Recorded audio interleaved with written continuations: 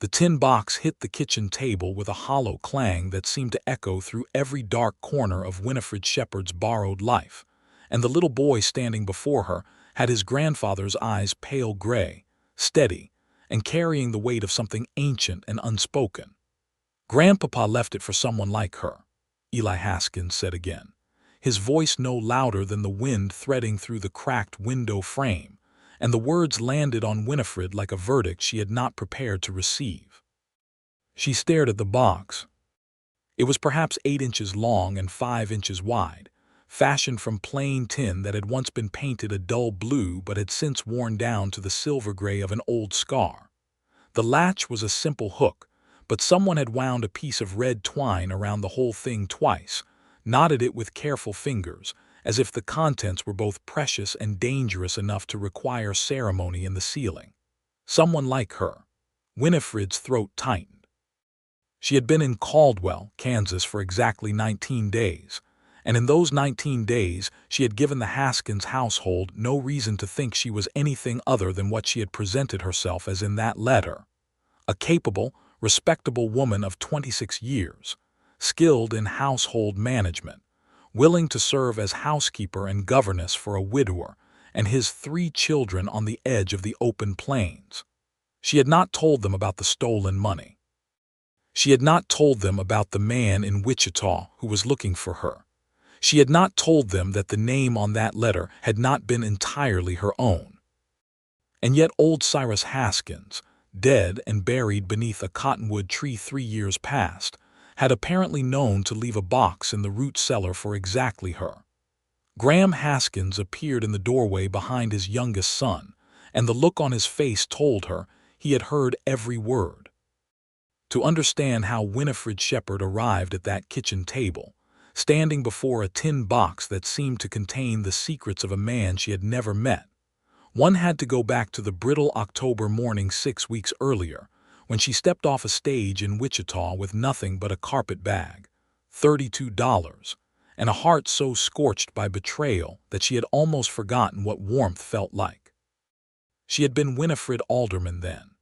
Well, she had been Winifred Alderman for the 3 years she had spent working as a bookkeeper for a trading company on the Missouri border, and before that she had been Winifred Alderman her whole life, the only daughter of a schoolteacher father who died of fever in 1878 and a mother who remarried badly and often. The name Shepard had belonged to her father's mother, a woman Winifred had admired for her precision and her stubbornness, and when she needed a name that felt like armor, that was the one she reached for. The reason she needed armor was a man named Declan Voss. Declan Voss was 38. Handsome in the way that a hawk is handsome, all clean lines and predatory intent. He had worked alongside her at the trading company for the better part of 2 years before he began courting her, and she had been so starved for genuine affection, so desperate to believe that someone might choose her deliberately and with full intention, that she had not seen the calculation underneath his warmth until it was far too late. He had been embezzling from the company. He had been doing it for years, and he had been meticulous about it, and he had been just clever enough to arrange the accounts so that when the auditors finally came and the whole structure collapsed, the trail pointed directly and comprehensively to Winifred. She had kept the books. She had signed the summaries. She had trusted him. She had 2 hours of warning from a sympathetic clerk before the sheriff's men arrived, and in those 2 hours she took what was in her desk drawer, what was in her small savings account at the bank, and nothing else, because she was not a thief, and even in her panic, she understood the difference between survival and the crime Declan Voss had tried to hang on her. She walked out of Wichita in October of 1883 with no plan, and a consuming need to be somewhere that no one knew her face or her supposed crimes. And the advertisement she found tucked inside a discarded newspaper on the stage bench was either God's mercy or the beginning of a new disaster. Widower, ranching concern, Caldwell vicinity, seeks capable woman for household management and children's education. Room, board, wages. Write to G. Haskins, Box 7, Caldwell, Kansas. She wrote under the name Winifred Shepard. She told herself this was temporary. She told herself she would explain everything once she felt safe. She told herself Graham Haskins was simply an employer, and she was simply an employee, and none of the complicated architecture of her heart needed to be involved at all. She had not counted on Graham Haskins being the kind of man who made counting on things impossible. The Haskins ranch sat 7 miles outside of Caldwell proper, and the land around it was the kind of landscape that required a person to make a conscious decision about beauty, because it did not offer itself easily. The prairie in late October was a study in brown and gold, and the gray of a sky that could not quite commit to either storm or sunshine, and the wind came off the open ground with a persistence that felt almost personal. But the house was solid 2 stories of timber and stone, built by a man who intended permanence, and the barn was well kept, and the 3 children who came pouring out of the front door when the wagon rolled in were so obviously whole and cared for that Winifred felt the knot in her chest loosen just slightly. The oldest was Margaret, who was 11 and carried herself with the watchful gravity of a child who had been made too responsible too young by grief. The middle child was Thomas, who was 9 and had already decided that Winifred was either an ally or an obstacle, and was conducting his assessment with visible scientific rigor. And the youngest was Eli, who was 6 and who had his grandfather's gray eyes, and who had taken Winifred's hand within 20 minutes of her arrival and led her to see the 3 chickens he had named after presidents. Graham Haskins himself had met her at the wagon with a handshake that was businesslike and a gaze that was anything but. He was 34 years old, broad through the shoulders, with dark hair that had started to show silver at the temples in the way that made a person look as if they had survived something, and he had the particular stillness of a man who had learned to hold his feelings the way a dam holds water, with structural integrity and a constant awareness of pressure. "Miss Shepard," he had said, and she had answered to the name without flinching because she had practiced. "Mr. Haskins," she had said. "Thank you for the opportunity." He had looked at her for 1 beat longer than courtesy strictly required, and then he had turned to help with her bag, and she had followed him into the house that was about to become her complicated home. The first weeks were a careful choreography of defined roles. Winifred cooked and cleaned and organized the household with an efficiency that visibly surprised Graham, who had managed on the rotating and unreliable help of neighboring women, since his wife Clara had died of childbed fever 2 years prior. She began teaching the children in the mornings reading and arithmetic and a little geography, and she learned quickly that Margaret was hungry for knowledge in a way that needed direction. Thomas was gifted at mathematics and bored at everything else, and Eli absorbed everything like warm ground absorbs rain, quietly and completely. She was careful not to become too essential. She was careful not to let the warmth of the household settle into her bones too deeply. She was careful to maintain the professional cordiality that she had promised herself was all this would be. And then one evening in early November, Graham Haskins came into the kitchen when she was working on the household accounts by lamplight, and he set a cup of coffee on the table beside her without being asked, and he sat down across from her with his own cup and said, "You have a gift for this." "For coffee," she said, because she was not ready for the conversation she sensed was coming. "For making things make sense," he said. "The books, the children, the house. Everything you touch becomes organized and functional. It is a remarkable thing to watch." She looked at the ledger under her hands. She thought about the books she had kept in Wichita and what Declan Voss had done to them and to her. "I have had practice," she said. "Where?" he said.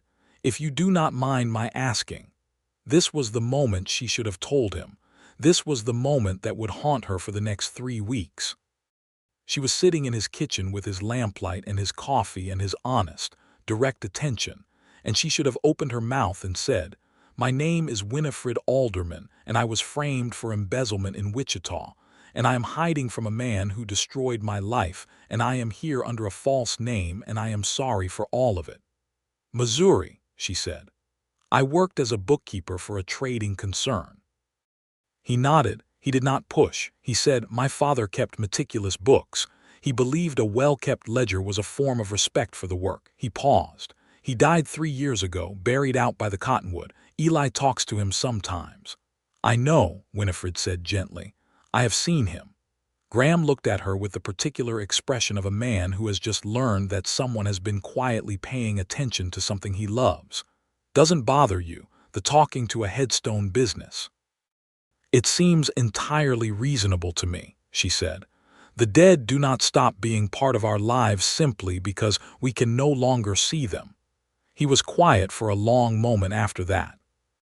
Then he said, "Clara used to say something similar.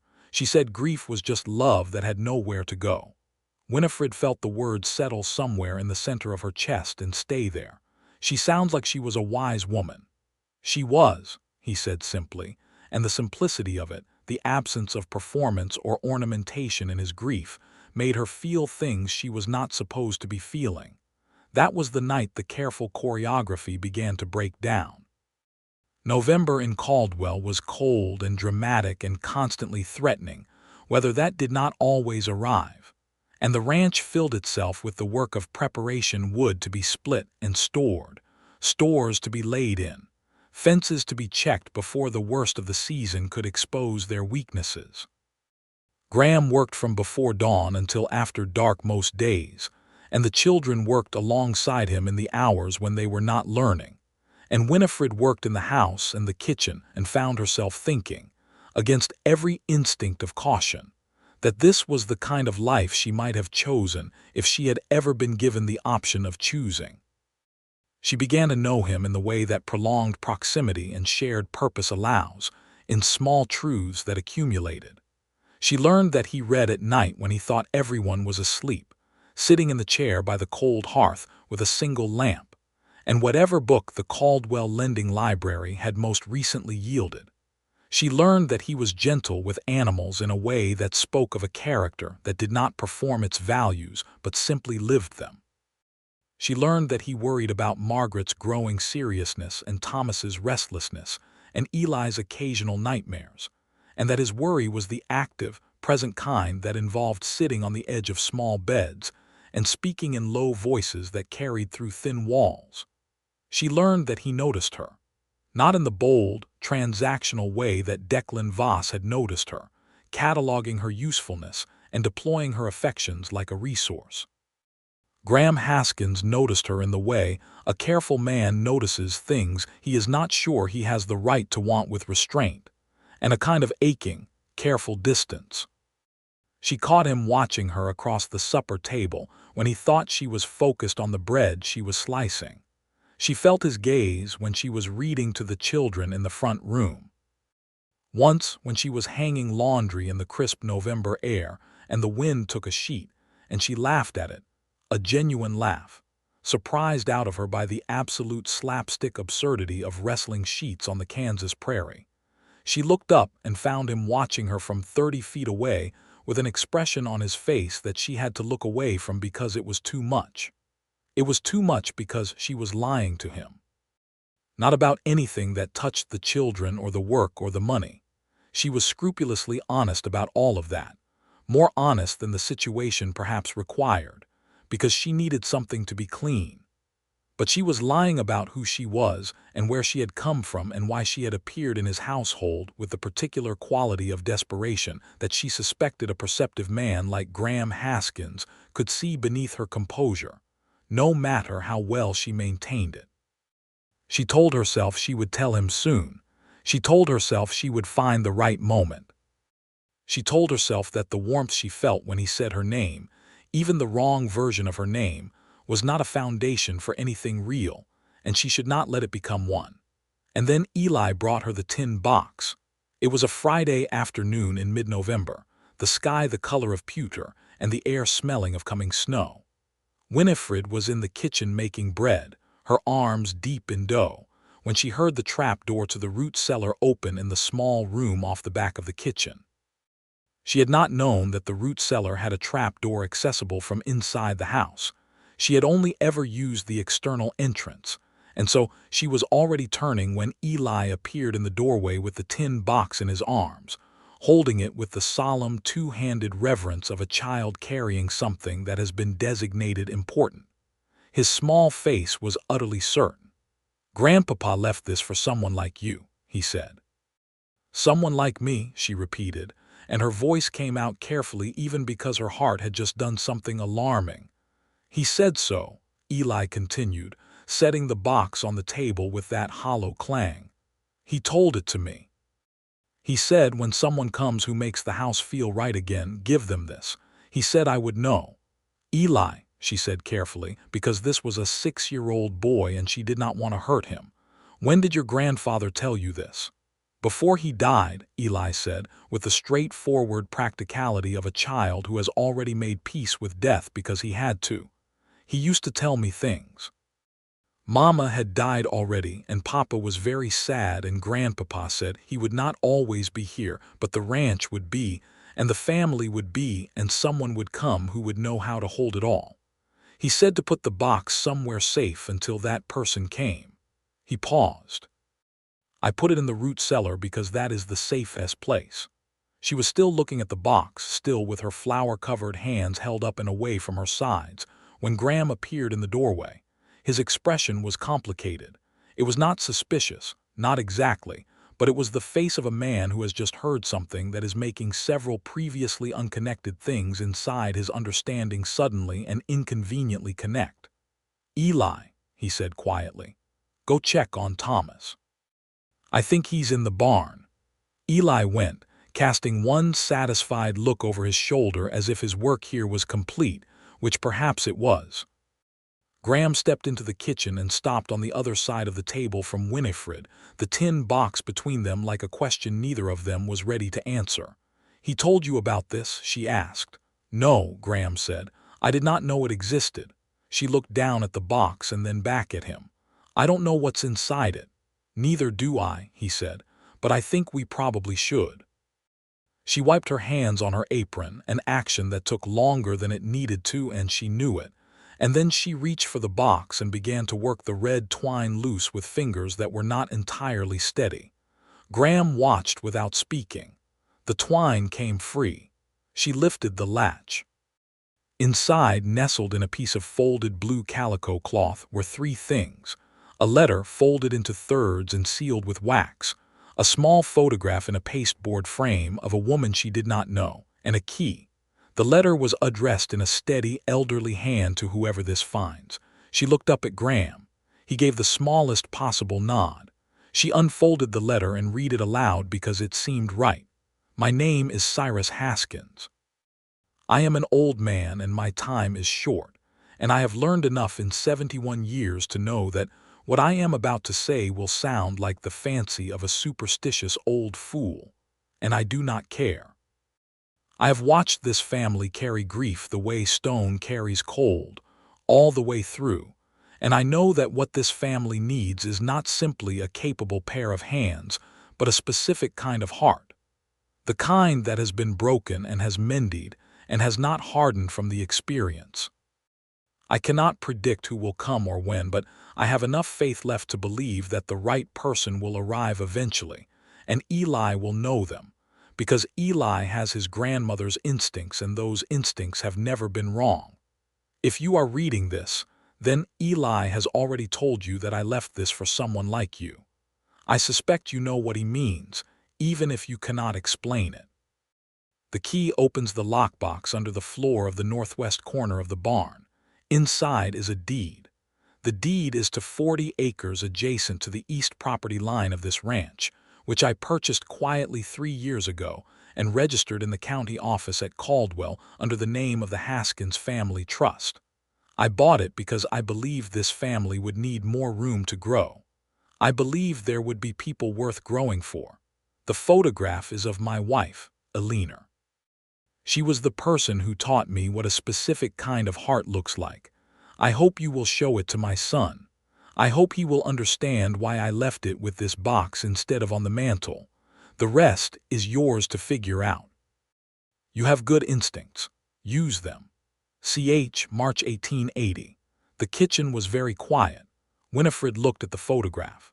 The woman in it was perhaps 50 years old, with the kind of face that life had inscribed upon thoroughly and without apology, and the expression she wore looking directly at the camera with a calm, knowing certainty was startling in its familiarity, because it was, more or less, the expression Winifred saw on Eli Haskins's small face several times a day.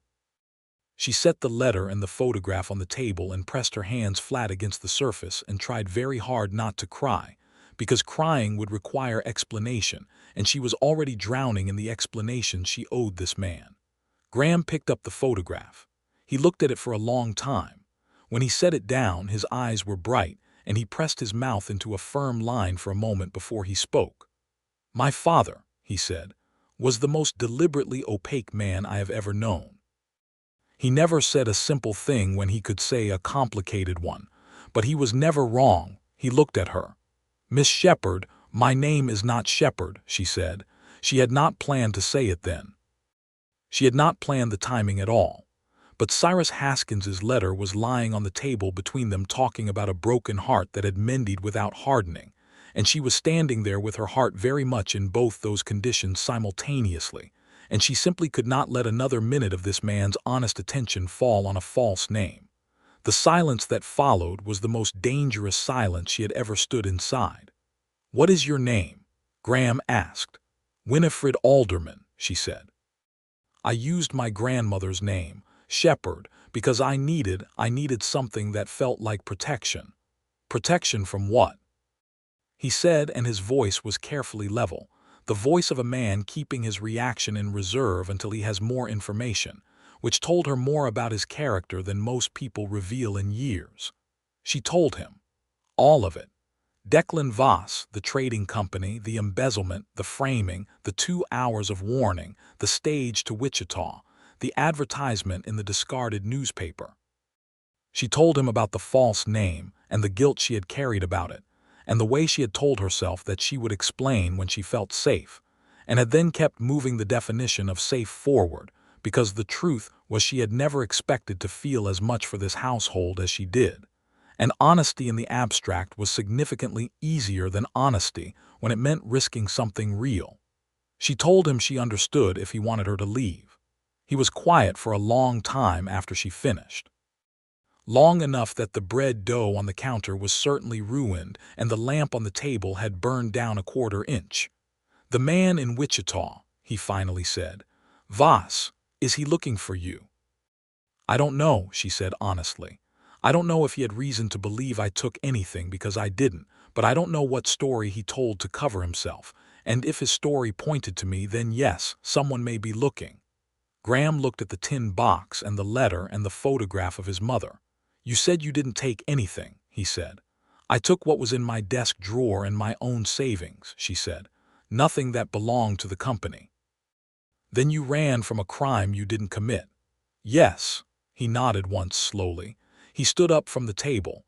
He went to the window and looked out at the gray Kansas afternoon for perhaps 30 seconds. Then he turned around. "I need to think," he said. "I need you to give me a day." "Of course," she said. "In the meantime," he said, "the children still need supper and the bread appears to need starting over." The corner of his mouth moved, not quite a smile, not quite, not one.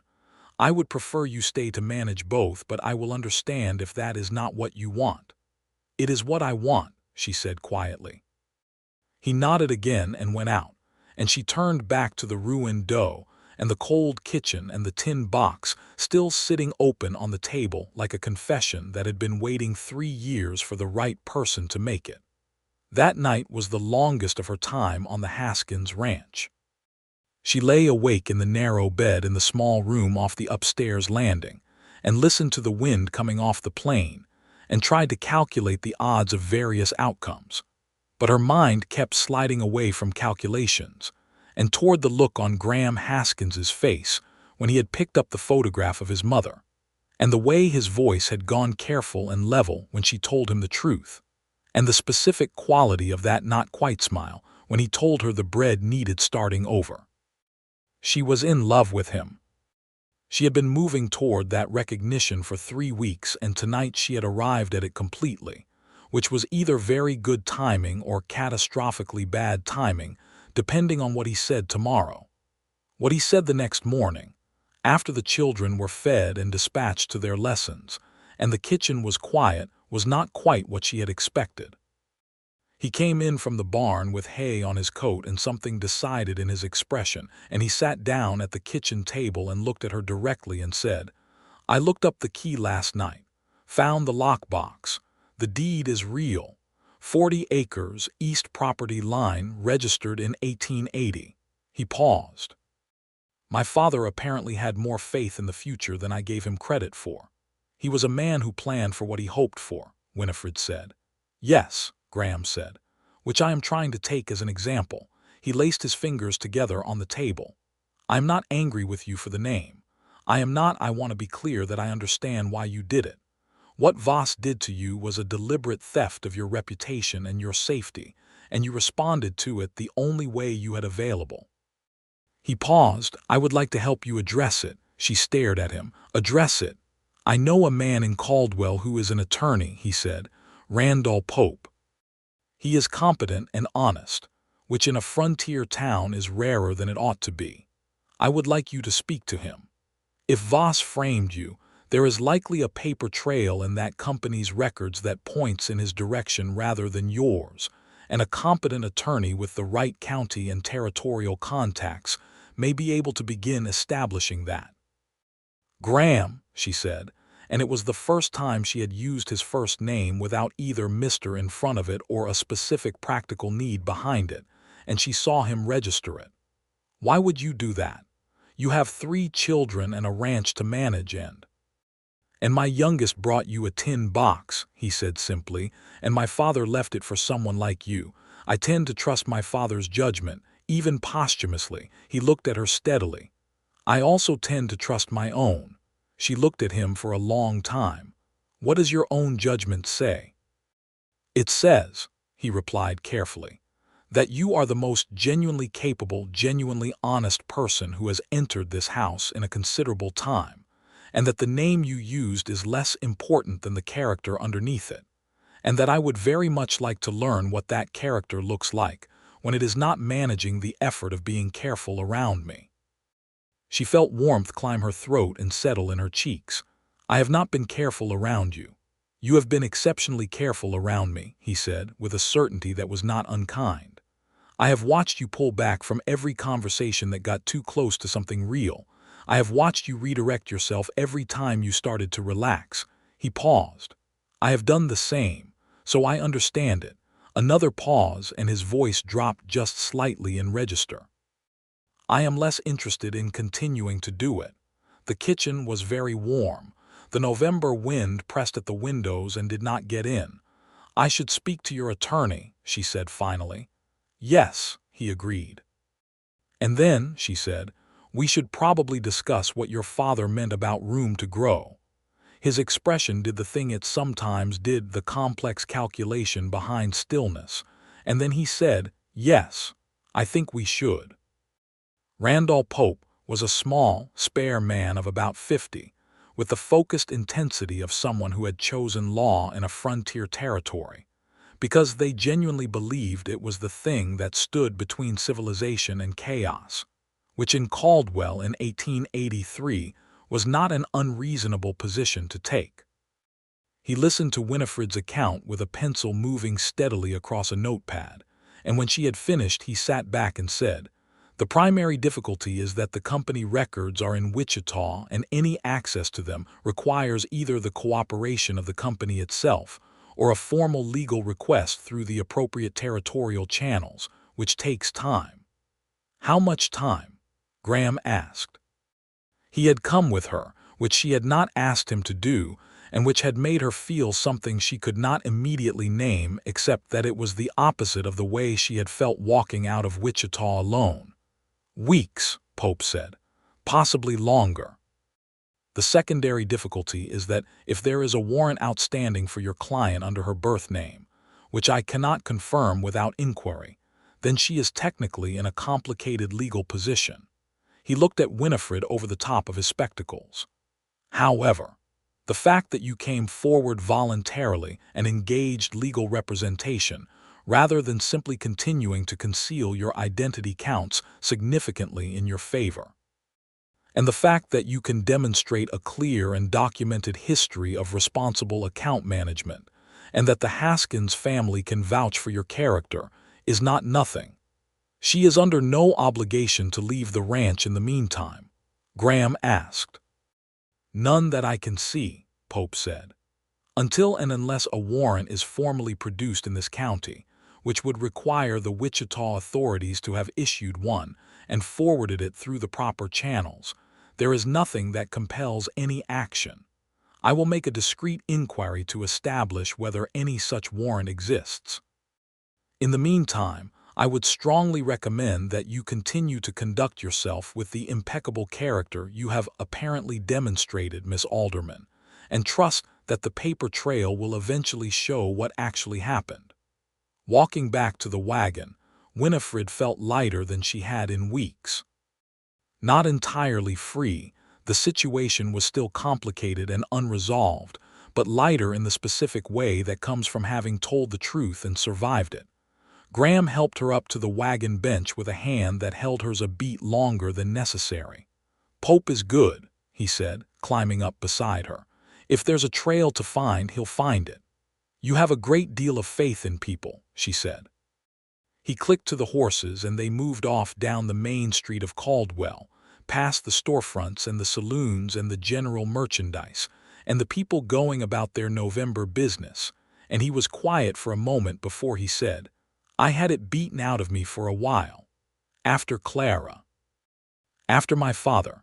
He did not look at her. His attention was on the horses and the road.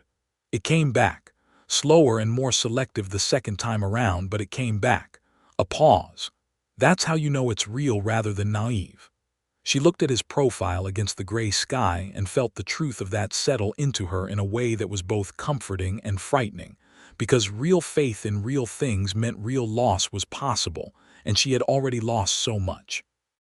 Tell me about Clara, she said, because she wanted to know and because she thought perhaps he needed to say it to someone who was asking from genuine interest rather than condolence. He told her. Not all at once.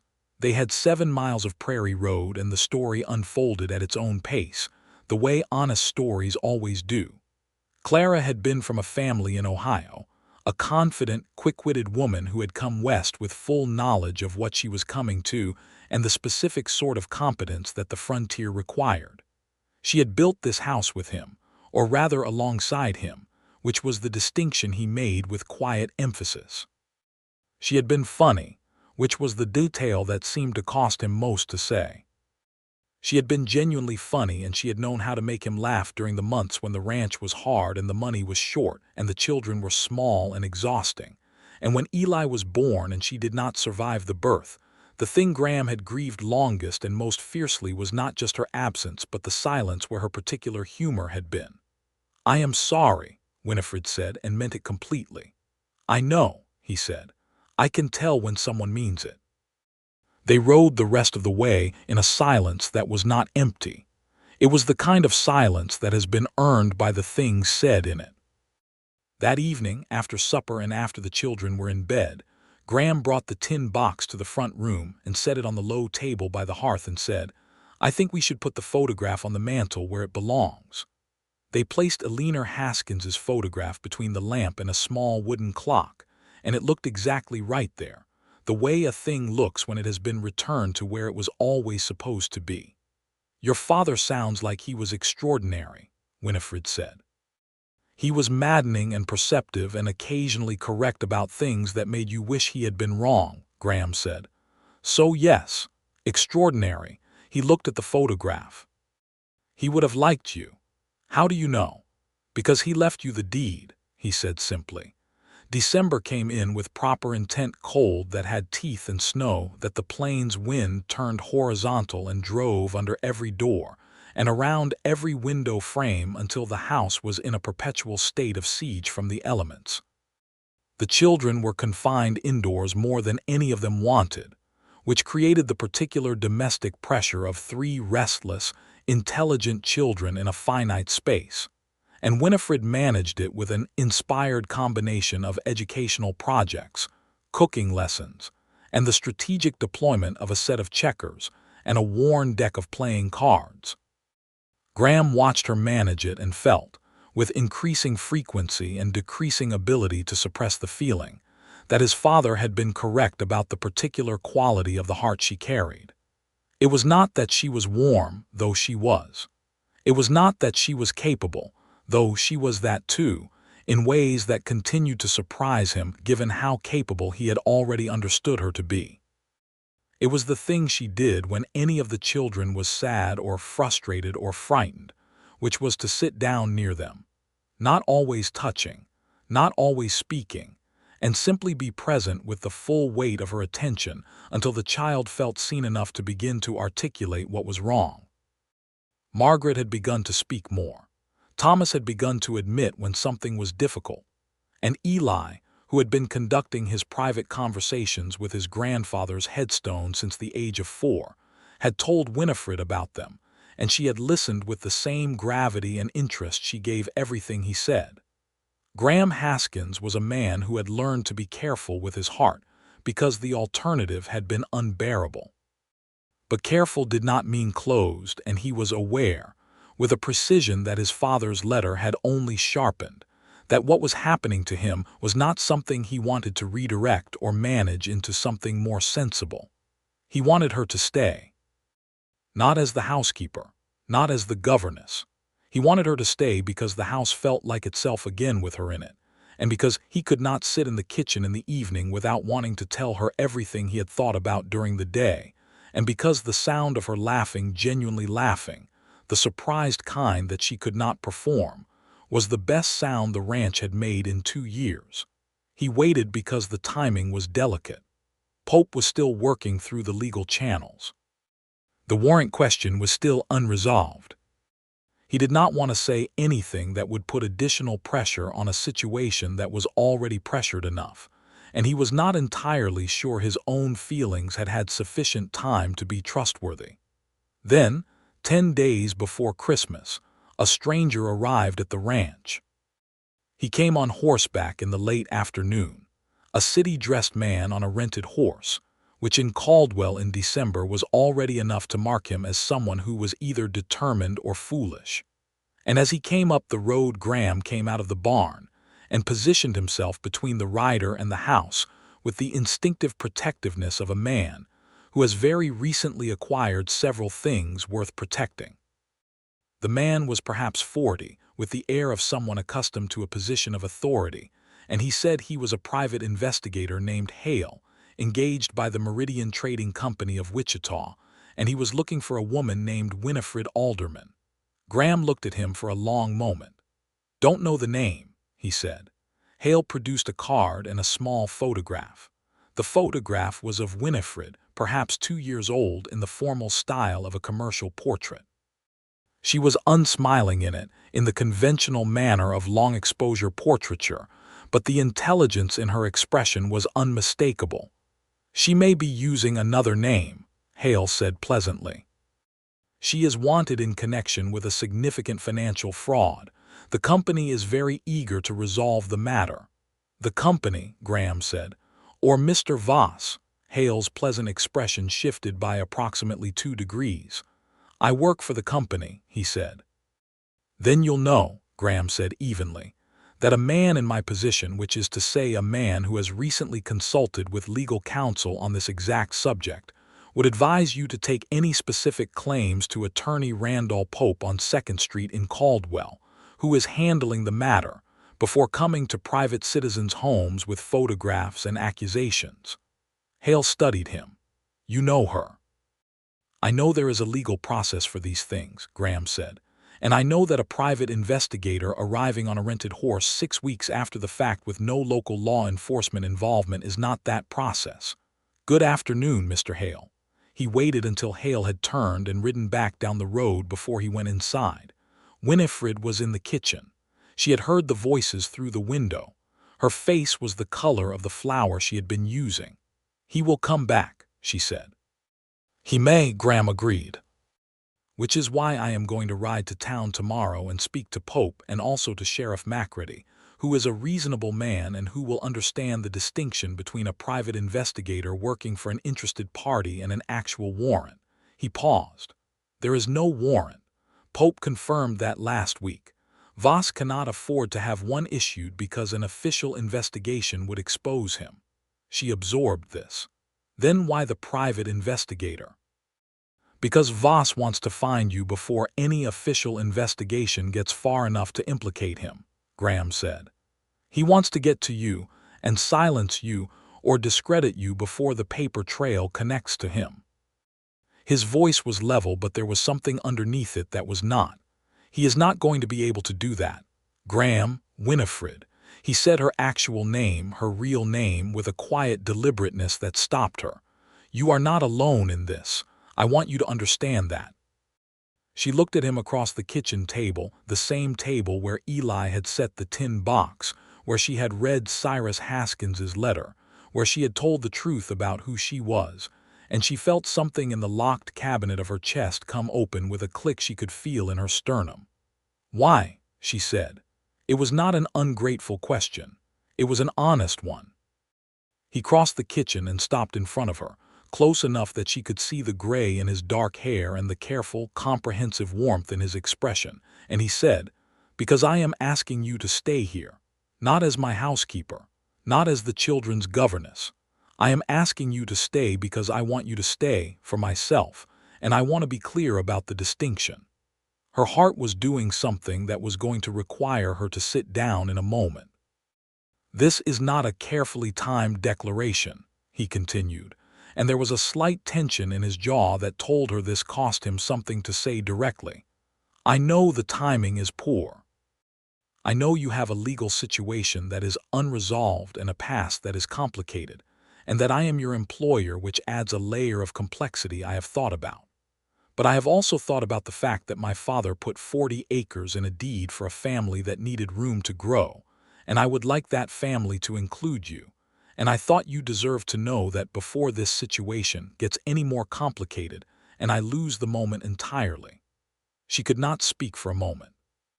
She was looking at him, and the lamplight was doing the thing it always did in the evenings, turning the kitchen amber and warm.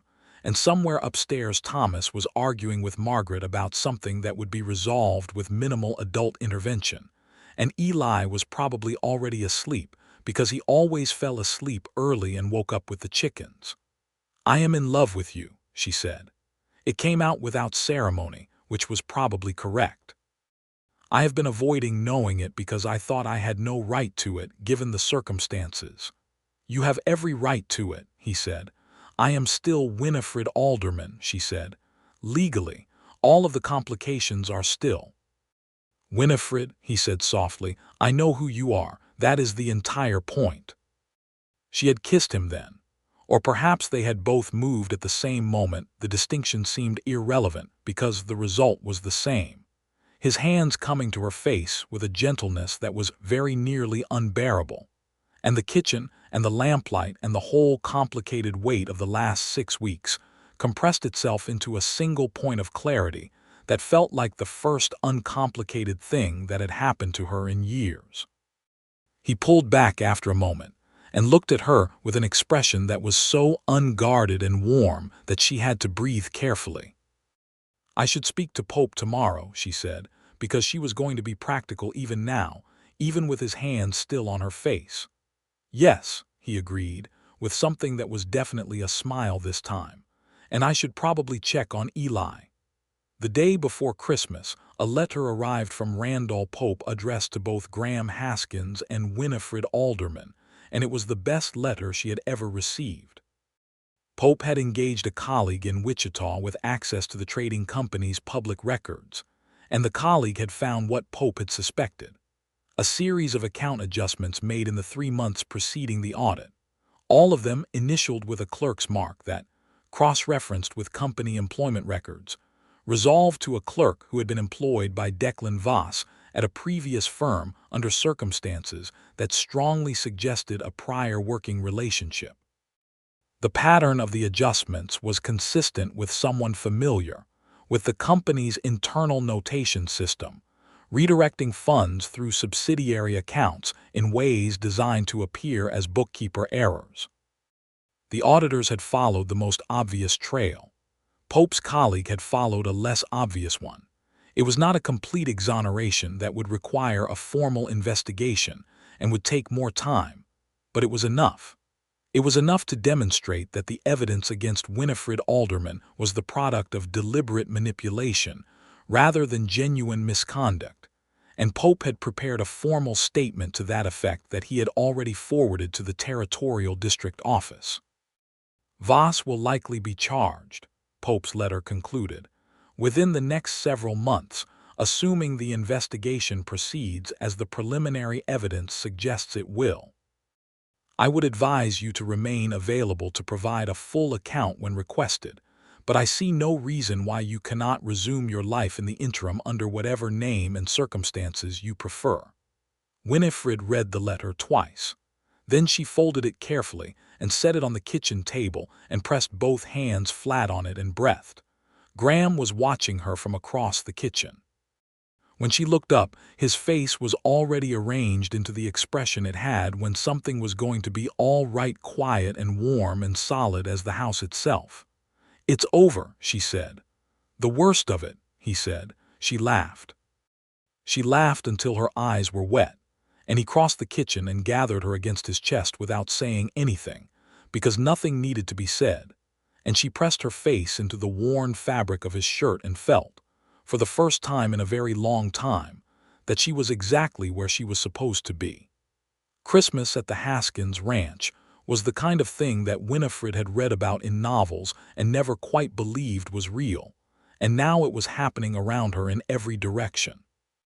Graham had cut a cedar from the back acreage, and the children had decorated it with paper rings and popcorn strings and 3 glass ornaments that had been Clara's and were handled with the care of relics. The kitchen smelled of cinnamon and pine and the venison stew that had been on the stove since morning.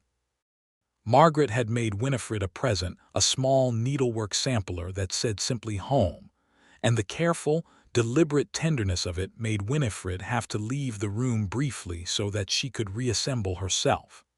Thomas had made her a wooden horse, a little rough but clearly hours of patient effort. Eli gave her a stone from the creek that was shaped, he said with great certainty, like a heart.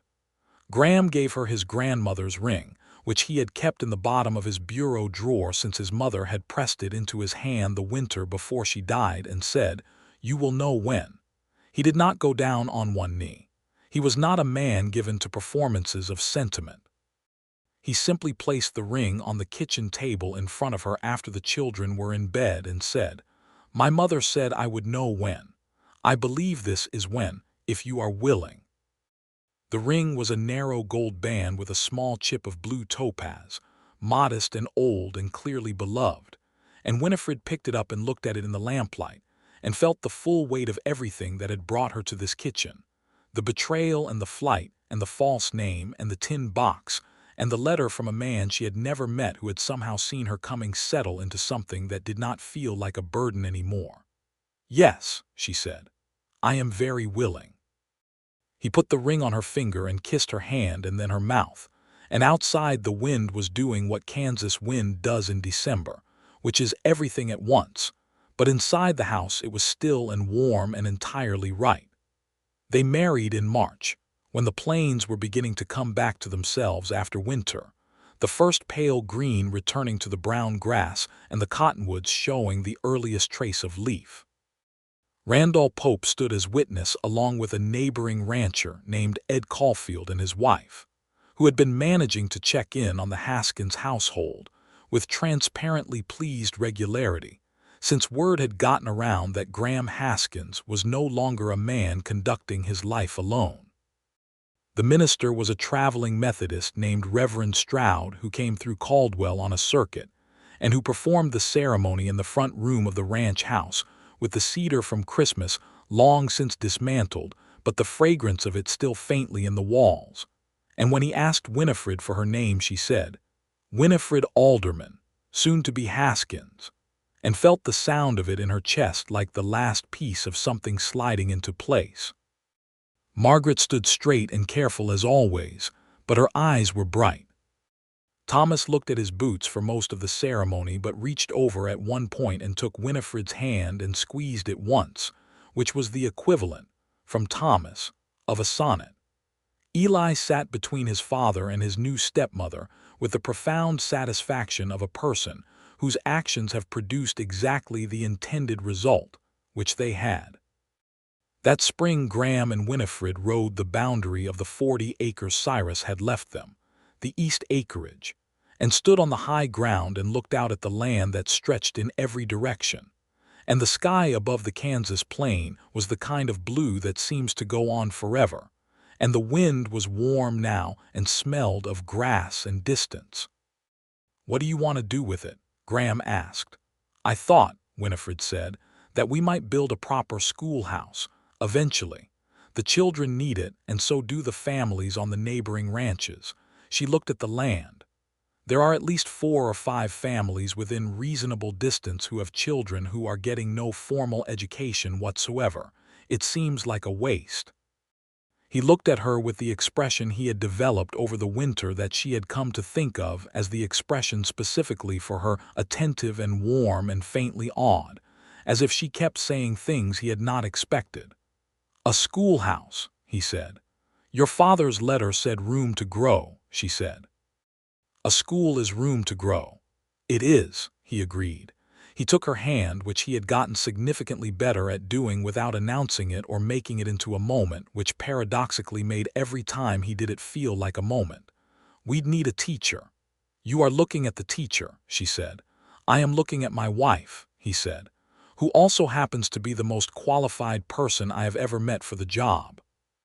She laughed and leaned into him, and they stood like that for a while on the high ground above the east acreage, with the sky going on forever and the grass beginning to show green in the draws, and the whole enormous unclosed future stretching out in front of them. That summer was an education in a different kind of happiness than Winifred had previously known, not the cautious, provisional happiness of someone waiting for the other boot to drop, but the settled, productive happiness of someone who has made a commitment and is living inside it. The ranch was busy in the way that ranches always are in summer, with Graham and the hired hands he brought on for the season working long days, and the children occupying themselves with the complex social world of 3 people under 12 who have the plains as their playground. Winifred taught school in the mornings in the front room, which had been reorganized for the purpose with 2 additional long tables and a proper chalkboard that Graham had sourced from a supply company in Wichita at what she suspected was considerable expense, and chose not to investigate too carefully. The students were Margaret and Thomas and Eli, and as word spread among the neighboring families, 4 additional children who arrived on horseback or in wagon with their parents' hopeful permission. 2 from the Caulfield Ranch, 1 from a family named Morrison who had taken up a homestead 3 miles east, and 1 quiet, observant girl named Dora Pace who came from a family that had moved up from the Cherokee Outlet and who turned out to be the best student Winifred had yet encountered. With a ferocious intelligence and a love of geography that reminded Winifred achingly of herself at that age. The Meridian Trading Company investigation moved forward through the summer, a distant and occasionally alarming background noise. In July, a formal inquiry was opened. In August, Declan Voss was taken into custody in Wichita.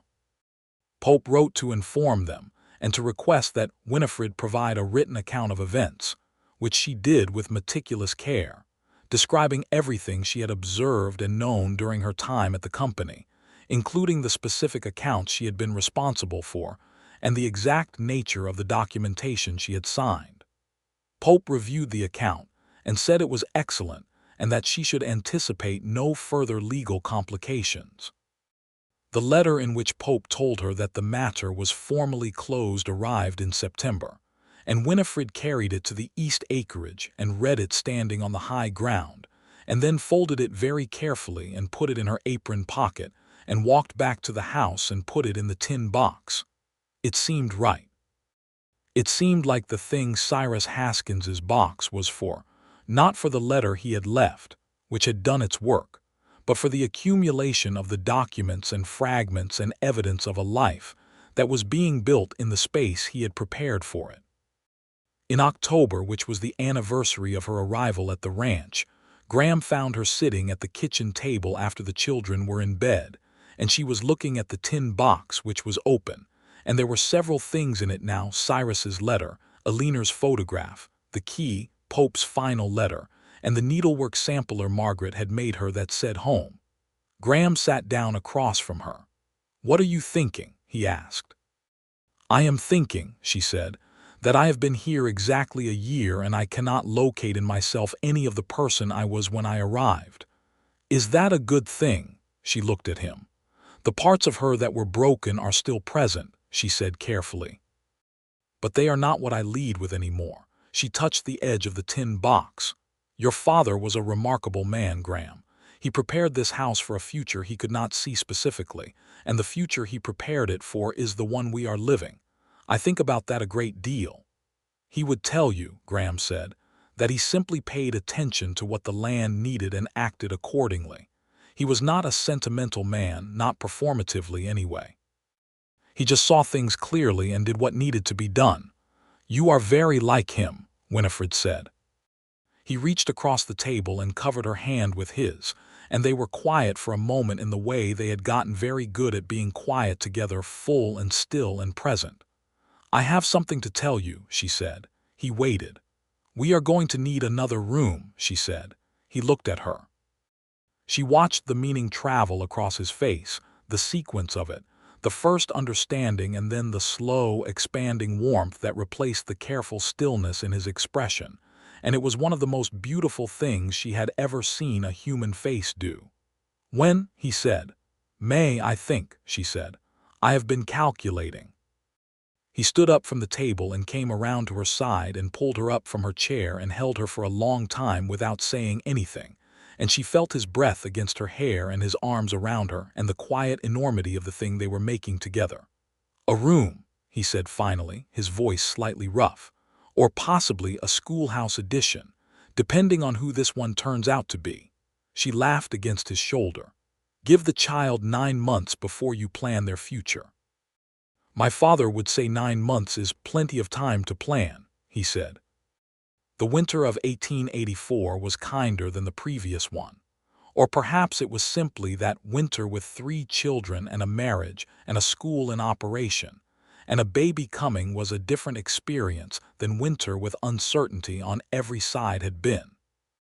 The front room classroom continued through the cold months, and Dora Pace proved herself so capable that Winifred began giving her additional materials, a geography textbook, and an arithmetic primer that went beyond what the younger children were doing. And Dora received these with a gravity that suggested she understood exactly what was being offered. Graham began work on the additional room in February, when the ground softened enough to allow it, and the children had opinions about where windows should go and what color the door should be painted, which opinions Graham entertained with a patience that was either genuine or expertly performed, and Winifred had come to believe was genuinely genuine. Margaret, at 12, had become something that Winifred could only describe as a collaborator. She was old enough and perceptive enough to understand what the past year had meant for the household, and she had made her peace with it in the particular way that children make peace with things, through a gradual expansion of what she allowed herself to trust. She and Winifred had reached an understanding in the fall, in the kitchen one evening when Thomas and Eli were outside, that had not been formal or stated but had been real. Margaret had said, almost offhandedly, that she thought her mother would have liked Winifred, and Winifred had said she hoped so, and Margaret had nodded once and gone back to her reading, and that was that. Thomas remained Thomas, privately tender and publicly resistant, but he had developed a habit of stopping by the classroom after lessons to ask Winifred questions about mathematics that were significantly more advanced than the curriculum, and she had obtained from Randall Pope, who had a well-stocked personal library, a copy of an algebra text that she was quietly working through with Thomas. And the look on the boy's face when a complex equation resolved itself was the precise look of someone whose mind has found the thing it was built for. Eli, at 7, was expanding. He had transferred his grandfather-directed instincts to Winifred in ways that were occasionally startling. He had taken to appearing at her side with small offerings at moments when she was tired or discouraged. A cup of water, a found feather, the smooth creek stone he had given her at Christmas, which she had placed in the tin box, but which he had apparently retrieved and now carried in his pocket, redeploying it as needed. He also continued his conversations at the cottonwood tree, and when she asked him once what he said to his grandfather, he told her with perfect seriousness, "I tell him he was right about you." The baby came on a Thursday in May 1885, and he was large and loud and had Graham's dark hair and Winifred's gray eyes, which was a combination that made Graham laugh in the delivery room in a way that she later described as the most heartfelt laugh she had ever heard from him. They named him Cyrus James Cyrus for the grandfather whose tin box had started everything, James for Winifred's father, and he came into the world with the determined energy of someone who had decided the world was interesting and intended to investigate it thoroughly. Margaret held him with an expression of absolute wonder. Thomas held him at arm's length with careful suspicion that slowly resolved, over the course of 20 minutes, into the most unguarded tenderness Winifred had yet seen on the boy's face. Eli kissed him on the forehead and said, "Hello, brother," with the calm confidence of someone meeting a person they have been expecting. Graham sat beside Winifred on the bed with his arm around her and the baby in her arms between them and said, "Thank you." It was all he said, and it was enough. The schoolhouse on the East Acreage broke ground in June of 1885. It was a community project in the way that frontier communities managed projects, through collective labor and mutual investment. The Caulfield family provided lumber from their timber claim. The Morrison family provided the labor of their grown son and a neighbor for 3 weekends running. Dora Pace's father, a quiet, dignified man who had built his homestead with his own hands, came and laid the foundation stone with the care of someone who understood what this building represented. 3 other families who had been sending their children on the long ride to the front room of the Haskins house came and raised the walls over the course of a July Saturday that was blazing and joyful, and concluded with a shared supper in the Haskins yard that lasted until the stars came out.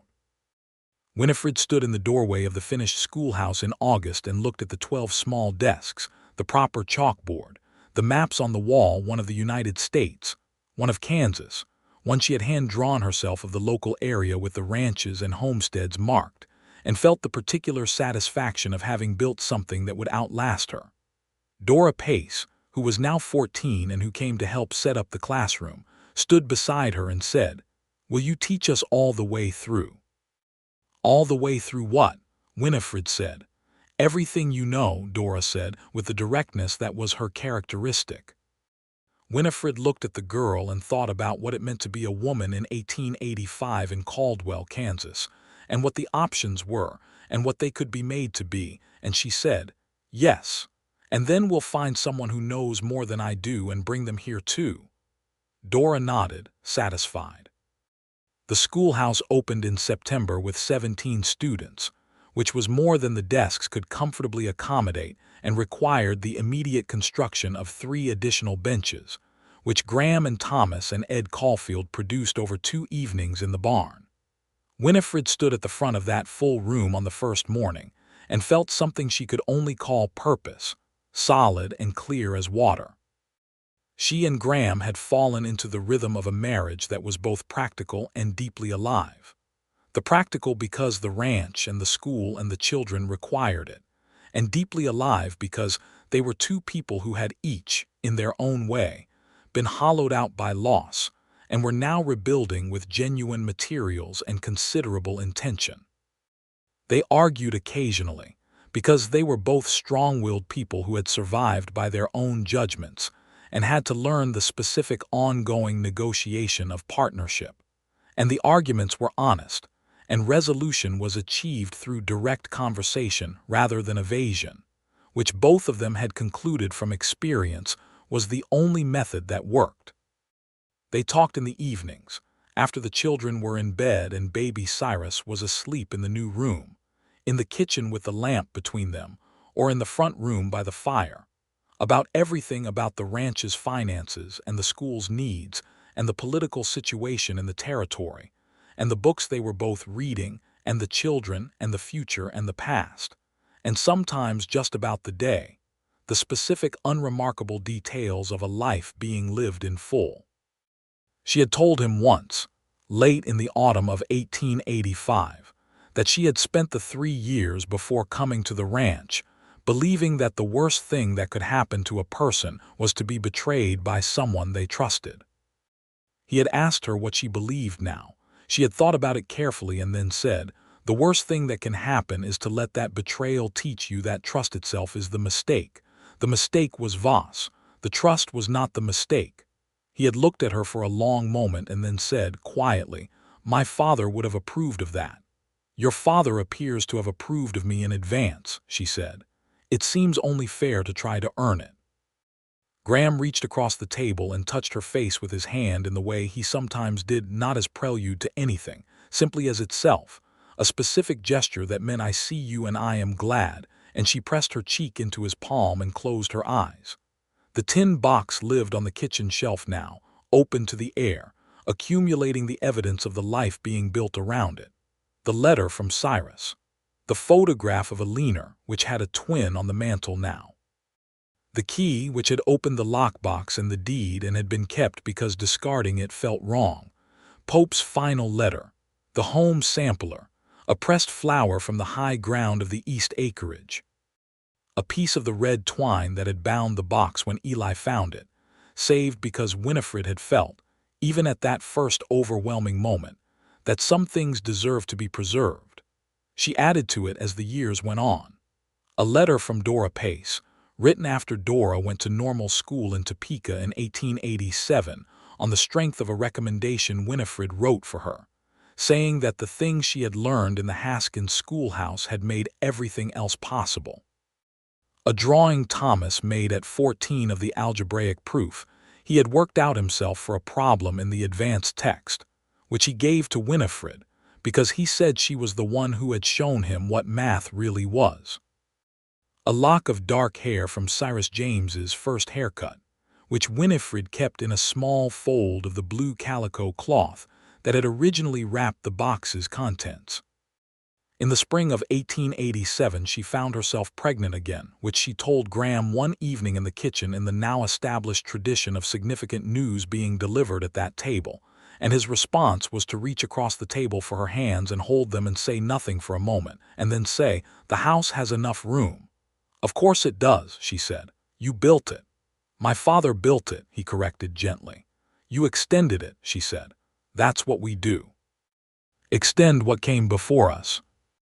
The second child was a girl, born in October of 1887, and they named her Eleanor Clara Eleanor for Graham's mother in the photograph. Clara for the woman who had built this house alongside him and who deserved to be remembered in it. She was small and fierce, and had both her parents' stubbornness in concentrated form, which Margaret observed from the first week with the expression of someone who sees a great deal of interesting trouble in the future. Margaret herself was by then 15 and had become, in the way of the very responsible oldest children of large and complicated households, a person of formidable competence and occasional exhausting certainty. She wanted to teach school eventually. She had told Winifred this with the decisiveness of someone who has thought it through completely and is presenting a conclusion rather than exploring an idea. Winifred had told her that she had every qualification and more to start, and had begun teaching Margaret to teach, which meant letting her lead some of the younger students' lessons, and watching the girl discover that she was good at it with the satisfaction of someone who has helped a seed find the right soil. Thomas was 13 and had been corresponding with a mathematics professor at the University of Kansas, an exchange that had begun when Winifred had written to the university on his behalf describing his work and asking for guidance, and which had produced a remarkable series of letters in which the professor engaged Thomas as a genuine intellectual peer.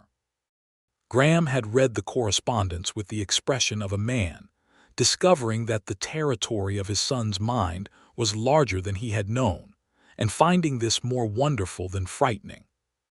Eli was 10 and was still himself perceptive, calm, with his grandmother's eyes and his grandfather's instincts, and had appointed himself primary caretaker of young Cyrus with a seriousness that was both very funny and genuinely helpful.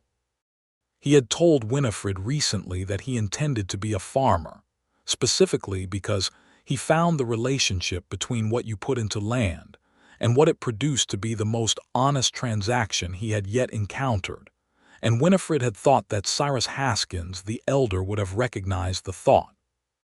The winter of 1887 and 1888 was hard, as winters in Kansas periodically and without apology are, and the ranch and the school both felt the strain of weather that kept everyone closer together than they might have chosen. But it was also the winter that Graham finished what he had been working on in the evenings for several months, which was a proper account of the history of the ranch, who had built it and how and why, what had been planted and what had grown, who had come and gone and stayed, and he gave the bound journal to Winifred on the first morning of 1888 with no ceremony except the look on his face. She read it that evening by the fire, with a leaner Clara asleep in her lap, and the older children variously occupied around her, and the lamp making everything amber. It was not a sentimental document. It was precise and careful and factual in the way that Graham was precise and careful and factual, but within the facts were the things that facts contain when they are selected and arranged by a person who is paying attention to what matters. The arrival of a capable woman in October 1883 was described in language that made her press her lips together. The children's progress was described with a specificity of observation that told her he saw each of them completely. The East Acreage and the schoolhouse were described as the fulfillment of a plan that he attributed, with characteristic precision, to his father. The last entry in the journal was dated December 31, 1887, and it said, "This has been a record of what was built here and what it cost and what it is worth. What it is worth cannot be accurately quantified, which is the only honest thing I can say about it, and I was told long ago that honesty was the only useful foundation. This house and this land and these children and this marriage are the evidence that my father was right, and that Eli was right, and that a tin box in a root cellar was the most important investment this family ever made. I intend to continue adding to this record for as long as I am able." Winifred closed the journal and held it against her chest and looked across the room at her husband, who was doing what he did in the evenings when he had finished working, and was ready to simply be in the same place as his family, which was sitting in the chair by the fire with a book open on his knee and his attention moving, regularly and without trying to hide it, between the page and the room around him. He caught her looking and raised an eyebrow in the question that didn't need words. She shook her head, meaning nothing was wrong, meaning only that she was looking at him, meaning that the love she felt for this man and this house and this impossible, improbable life was too large for words, and so she simply looked, and he looked back, and between them all the children and the firelight and the cold dark outside the windows and the whole enormous settled fact of where they had arrived together made a kind of silence that was entirely full.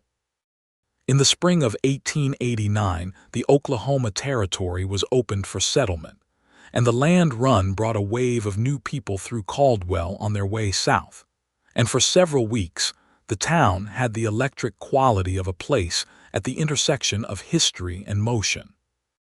Winifred watched it from the edge. She was 3 years settled and rooted enough that transience now looked different to her than it had when she had embodied it. And she thought about the woman who had arrived on a stage in Wichita with $32 and a burned heart and a false name, and felt the distance between that woman and this one as a specific kind of wealth.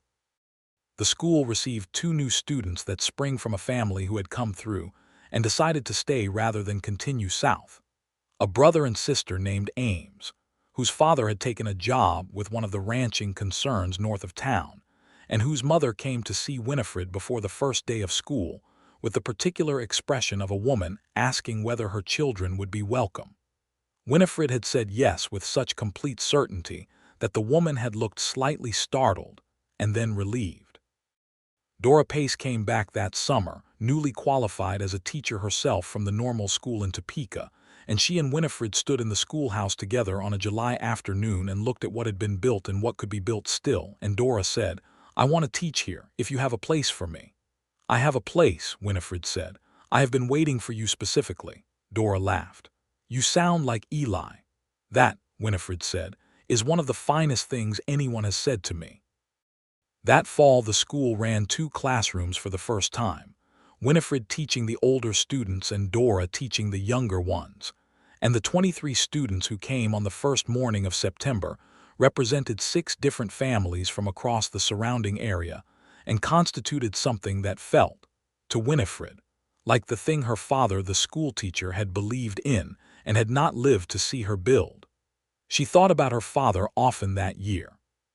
She thought about his precision with language and his belief that education was the thing that made other choices possible. And she thought that she had, in the roundabout and catastrophic and ultimately necessary way of actual lives rather than planned ones, found a way to carry his work forward. She also wrote to her mother that year, for the first time in 5 years. The letter was brief and careful and honest about where she was and what she had built and who she had become, and she sent it without expectation and received, 6 weeks later, a reply that was neither warm nor cold but was genuine, which was more than she had expected and enough to work with. Graham read the reply over her shoulder at the kitchen table and said nothing until she had finished, and then said, "Will you write back?" "Yes," she said, slowly, carefully. "But yes." He pressed his mouth against her temple briefly and then stood up to get more coffee. That was the entirety of his editorial comment on the matter, which was exactly the right amount. Cyrus James Haskins turned 5 in May of 1890 and entered the school that September with the confidence of someone born into a house full of learning, which meant he already knew how to read and had opinions about fractions. He sat in Dora's classroom for approximately 3 days before Dora transferred him to Winifred's with the diplomatic note that he was going to need more challenge than she could provide at present. And he sat in his mother's classroom with the complex expression of a child navigating the layered reality of this particular situation. "You will behave exactly as every other student behaves," Winifred told him on the first morning, with the directness she used with all of them. "Yes, ma'am," he said, with Graham's specific quality of stillness. She had to look at the chalkboard for a moment to recover. Eleanor Clara, 3 years old that October, was already showing the ferocious independence that had been apparent from birth, and had also apparently inherited Eli's instincts in some concentrated form, because she had a way of appearing at the side of whoever in the household was most in need of something without being told and offering exactly that thing: a toy, a hug, a cup of water, a rock. Graham watched her do this one afternoon and said quietly to Winifred, "She has my mother's eyes." "She has your father's instincts," Winifred said. He looked at her. "That is a generous amount of Haskins family traits for one small child." "She also has your stubbornness," Winifred said pleasantly. "Thank you," he said, which was not entirely ironic. Margaret, at 18, was apprentice teaching in the schoolhouse and making plans that were concrete and ambitious. She wanted to go to a teacher training college and then come back and formalize the school's standing, which was currently operating on the community's good faith and Winifred's credentials rather than any official charter. And she had researched the requirements and written to the relevant offices in Topeka, and was managing the whole enterprise with the organized precision that had always been her particular gift. Winifred had told her that she would be an excellent teacher specifically because she had grown up understanding what it meant for a household, and by extension a life, to be held together with care and intention. Margaret had said, in the practical tone she used when she was moved but did not intend to perform the emotion, "I learned that from watching you." Thomas was 17 and in correspondence now with 3 professors at 2 universities, and the question of what came next for him was both obvious and complicated. The obvious part being that his mind required the kind of instruction and environment that the Kansas plains could not provide, and the complicated part being that he was a boy who had grown up on a working ranch and felt genuine loyalty to the land and the family, and the idea of departure, even for something he wanted badly, cost him something. Graham had sat with him in the barn one evening in October, the two of them doing the kind of conversation that men of few words and deep-feeling conduct through the medium of useful physical activity, and what was said between them Winifred did not know in detail, but Thomas came in to breakfast the next morning with something resolved in his face, and Graham said, over the coffee cups, "Thomas will be applying to the University of Kansas in the spring." Thomas looked at his eggs. "It is not abandoning the ranch," he said, to no one in particular. "It is bringing something back to it." "No one said it was abandoning anything," Winifred said. "Grandpapa's letter," Eli said from across the table with the irreducible calm that was entirely his own. "It said room to grow. Thomas, growing is room to grow." The table was quiet for a moment. "Thank you, Eli," Thomas said, in the voice he used when he was grateful and found the state embarrassing. "You are welcome," Eli said, and helped himself to more bread. That November, on the 7th anniversary of her arrival at the ranch, Winifred went to the root cellar. She had been in it many times since the first November, obviously. It was a functioning root cellar full of practical goods, but she had not been in it in quite the way she went now, which was deliberately and with the tin box in her hands. She opened the wooden hatch and went down the stone steps and stood in the earthen dark that smelled of apples and turned earth, and she held the box open in the dim light coming down from above. She had added one more thing to the box recently. A letter she had written and addressed to whoever this finds, because it had seemed right to continue what Cyrus had started. The letter said simply that this box had been left here for someone who needed it, and that she had been that person once, and that what she had found in this household was not a hiding place but a home, and that if whoever was reading this needed the same thing, then she hoped they found it, because the finding was worth every complication of the getting there. She closed the box and came back up the steps into the kitchen light. Graham was standing at the stove, starting the evening coffee. He looked at the box in her hands and said, "What did you add?" "A letter," she said, "for whoever comes next." He looked at her for a moment with that expression, comprehensive, warm, entirely for her, and then he said, "My father would say that is exactly right." "I know," she said. She set the box back on the shelf. "I have come to feel that your father is someone I know quite well." "He would have been impossible about that," Graham said. "Impossible how?" "He would have said I told you so every chance he got for the rest of his life." She laughed, and the kitchen was warm and smelled of coffee, and the evening outside the window was turning the specific deep blue of a Kansas November dusk that had, over 7 years, become the most beautiful color she knew. She crossed to the stove and stood next to her husband and leaned her shoulder against his arm, and he shifted to accommodate her the way he always did, with an ease that was the kind of ease that only years of choosing the same person, morning after morning and evening after evening, can produce. "Graham," she said. "Yes. I am going to need more ledgers," she said, "for the school accounts." He looked down at her with the corner of his mouth doing the thing it had been doing since that first month she arrived, the almost smile that was more eloquent than most people's full speeches. "I will get them. And," she said, "I think we should invite my mother for Christmas." A pause. "Yes," he said, "we should." And, she said, because she had learned from him the power of saying things directly and without ceremony, "you should know that Cyrus is going to have a sibling." The almost smile became an actual one. rare and complete and entirely unguarded. And he set down the coffee pot and turned to her and held her face in his hands, and looked at her with the look she would never stop being grateful for, the look that said she had been seen and chosen, and was, without qualification or condition, home. The tin box on the shelf held a family's worth of beginning, and the letters of two people who had believed in the future enough to leave instructions for it. And the Kansas evening came and blew through the windows. And in the schoolhouse on the East 40 acres, the desks were lined up in 2 rows for another year of everything that could be taught and learned and passed forward. And the children of the Haskins ranch, Margaret and Thomas and Eli and Cyrus James and fierce, small Eleanor Clara, and the one not yet named who was coming in the spring, were each the living evidence of what a man's faith in the future can produce when the right specific heart arrives to meet it.